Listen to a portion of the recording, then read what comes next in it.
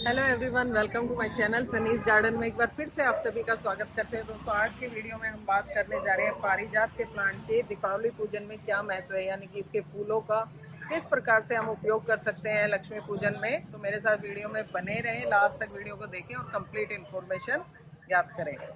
दोस्तों, पारिजात के पौधे का जितना महत्व शास्त्रों में उससे कहीं ज़्यादा आयुर्वेद में ये महत्वपूर्ण है। बहुत ज़्यादा औषधियों में इसका इस्तेमाल किया जाता है।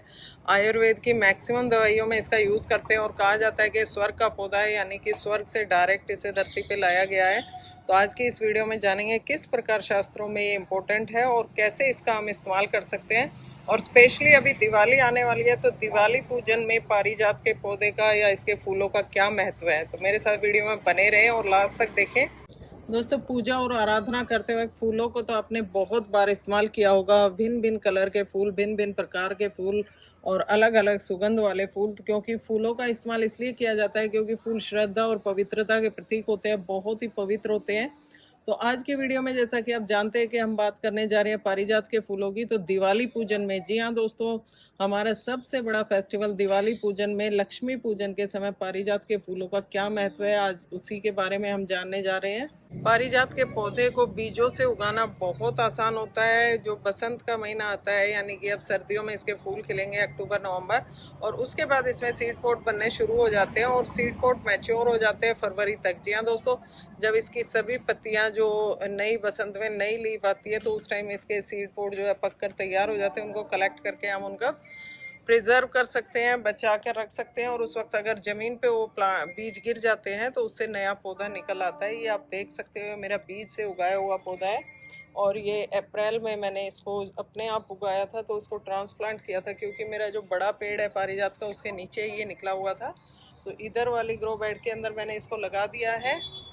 और देखिए, आज इसकी हाइट लगभग 5-5.5 फीट के करीब हो चुकी है और एक साल भी नहीं हुआ है, लगभग 8 महीने का ये प्लांट है। और देखिए इसके अंदर किस तरीके से कलियां आनी स्टार्ट हो गई है। और रात के समय कलियां ब्लूम करती है और सुबह होते ही ये कलियां गिर जाती है, यानी कि फ्लावर इसके ड्रॉप हो जाते हैं। तो यहाँ आप देख रहे हो मेरे पारिजात का पौधा। पारिजात का पौधा शास्त्रों में बहुत पवित्र माना गया है और हिंदू धर्म में इसके जो फूलों का विशेष महत्व है, इसकी पूजा पाठ क्यों की जाती है, कैसे इसका महत्व है और कहाँ कहाँ इसके फूलों का इस्तेमाल करना चाहिए और कौन से देवी देवता इसके फूलों से पूजन करने पे प्रसन्न होते हैं, उन सभी के बारे में जानकारी देंगे। मेरे साथ वीडियो में बने रहें। अगर वीडियो अच्छी लगी तो लाइक शेयर जरूर करें। जैसा कि आप सभी जानते हैं, भगवान की पूजा में फूलों का विशेष महत्व होता है क्योंकि फूल बहुत ही पवित्र और श्रद्धा के प्रतीक होते हैं। फूलों से एक निश्चल भाव से जब हम अपने प्रभु या इष्ट देव की पूजा करते हैं तो मन को असीम शांति की प्राप्ति होती है। पारिजात को वैसे स्वर्ग का पौधा भी कहा जाता है क्योंकि इसके छूने मात्र से इंसान का सारा तनाव, सारी टेंशन, सारी थकान दूर हो जाती है। बहुत ही चमत्कारी पौधा ये है। इसकी पत्तियों का जब टेक्सचर हम देखते हैं, बहुत ही शाइनी लीव्स होती है, चमकदार होती है। लेकिन जब इसको हम इस तरीके से टच करते हैं तो नीचे से बहुत ही इसकी सरफेस जो होती है थोड़ी सी हार्ड होती है, थोड़ी सी मतलब खुरदरी होती है, रफ होती है। लेकिन आयुर्वेद में इसके पत्तों का जो काढ़ा है वो जॉइंट पेन के लिए, घुटनों के दर्द के लिए बहुत ही लाभकारी सिद्ध होता है।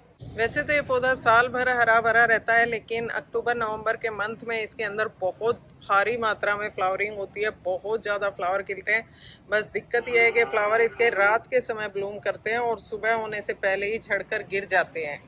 दोस्तों, दुनिया का पहला ऐसा पौधा है जिसके फूलों को नीचे जमीन पे गिरा होने के बावजूद भी अपने भगवान को, अपने देवी देवताओं को अर्पित किया जाता है। एक और चमत्कारी बात इसकी यह है कि इसके जब फूल खिलते हैं और वो झड़ते हैं तो पेड़ से काफ़ी दूर जाकर गिरते हैं, जबकि जो नॉर्मल प्लांट होते हैं उनके फूल जब गिरते हैं तो पेड़ के आसपास ही गिरे होते हैं। तो इसके पीछे शास्त्रों में एक कथा है जिसमें कहा जाता है कि भगवान श्री कृष्ण ने रुक्मणी जी को स्वर्ग से इसके फूलों को लाके दिया था। तो उस दौरान उनकी जो दूसरी पत्नी थी सत्यभामा, वो उनसे नाराज हो गई। तो उनकी नाराजगी दूर करने के लिए कृष्ण भगवान स्वर्ग से पौधा उनके लिए लेकर आए थे और उनकी बगिया में इसको लगाया था। और बताया जाता है जब इसमें फूल आए तो फूल खिले तो ये सत्यभामा की बगिया में थे, लेकिन फूल रात में गिरने के बाद ये जाकर रुकते थे रुक्मणी की बगिया में। तो दोस्तों इससे निश्चल प्रेम की भावना का जो अर्थ है वो सार्थक होता है, क्योंकि प्रेम में कोई कंपटीशन नहीं होता, उसमें समर्पण होता है। पारिजात का पौधा जिस घर में होता है और जहाँ इसके फूल खिलते हैं वो आसपास के वातावरण को तो महकाते ही हैं, स्वच्छ बनाते हैं, साथ ही साथ वो इसके फूल जो है जहाँ भी खिलते हैं वहाँ सुख और समृद्धि का वास हो जाता है। दीपावली पूजन में, लक्ष्मी जी की पूजा में विशेष रूप से इसके फूलों का खास महत्व है, क्योंकि इसके फूल जब लक्ष्मी जी को अर्पित किए जाते हैं तो विशेष रूप से श्री हरि के प्रसाद के रूप में होते हैं। और लक्ष्मी जी को जब श्री हरि का प्रसाद दिया जाता है तो वो इसको एक्सेप्ट करती है और पूरी तरह से और फूलों को अर्पित करने वाले के घर में स्थायी रूप से विस्थापित हो जाती है।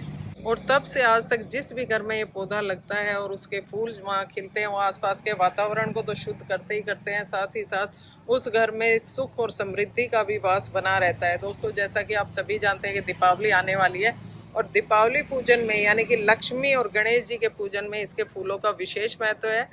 जो हर श्रृंगार इसको कहा जाता है, पारिजात कहा जाता है। तो इसके फूल श्री हरि के श्रृंगार में जो फूल इस्तेमाल किए जाते हैं तो लक्ष्मी जी को प्रिय कैसे ना होंगे। तो लक्ष्मी जी को जब दीपावली पूजन में इसके फूल अर्पित किए जाते हैं तो जो मनुष्य ये फूल अर्पित करता है उसके प्रति लक्ष्मी जी का रुझान बढ़ता है और वो स्थायी रूप से उसी के घर में निवास करने लगती है। एक चीज़ का हमें विशेष ध्यान रखना है, जब लक्ष्मी जी को हम इसके फूल अर्पित कर रहे हैं तो वो फूल अपने आप झड़कर गिरे हुए फूल हो, उसको तोड़ा ना जाए, क्योंकि जो झड़कर गिरे हुए फूल होते हैं वो श्री हरि का प्रसाद माना जाता है और श्री हरि के प्रसाद को कभी छीन के नहीं लिया जाता। प्रसाद को तो अर्पित किया जाता है, एक्सेप्ट किया जाता है, श्रद्धा पूर्वक सिर झुकाकर उसको स्वीकार किया जाता है।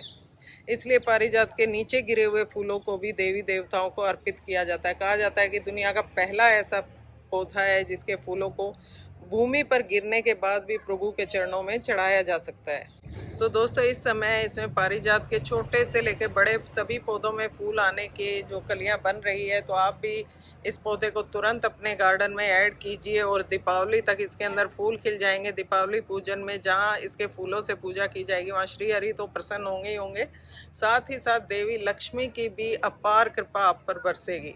तो दोस्तों वीडियो में आपने देखा किस तरह से हम पारिजात के फूलों का इस्तेमाल लक्ष्मी पूजन में कर सकते हैं और कैसे भगवान श्री हरि और लक्ष्मी जी की कृपा को प्राप्त कर सकते हैं। तो वीडियो अच्छी लगी तो लाइक शेयर जरूर करें और हाँ, अगर अभी तक चैनल को सब्सक्राइब नहीं किया तो प्लीज़ इसे सब्सक्राइब करें और बेल आइकन को प्रेस करना ना भूलें, ताकि मेरी नई वीडियो की नोटिफिकेशन सबसे पहले आपको मिले। Thank you.